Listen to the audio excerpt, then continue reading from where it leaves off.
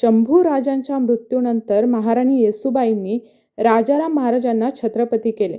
त्यांनी आपलं पुत्रप्रेम बाजूला ठेवून स्वराज्याला महत्त्व दिलं. महाराणी येसूबाई आपल्या सरदारांना म्हणाल्या, आम्ही इथेच थांबतो. तुम्ही राजाराम महाराजांना घेऊन येथून बाहेर पडा.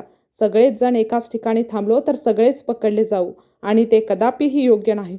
6 महिने ते वर्षभर आम्ही रायगड आरामात लढवू आणि जरी आम्ही कैदेत पडलो तरी परवा नाही. आपलं स्वराज्य तरी जिवंत राहील. तर थोडक्यात त्या म्हणाल्या, लाख मेले तरी चालतील पण लाखोंचा पोशिंदा जगला पाहिजे. इकडे राजाराम महाराजांना पाठवून महाराणी येसूबाई रायगड लढवायला सज्ज झाल्या. एवढ्या भल्या मोठ्या सैन्यासमोर एक स्त्री ढाल बनून उभी होती. आपल्या जिद्दीने एक किल्ला सुमारे 8 ते 9 महिने एकटी लढवत होती. हे पाहून औरंगजेब सुद्धा गोंधळला होता.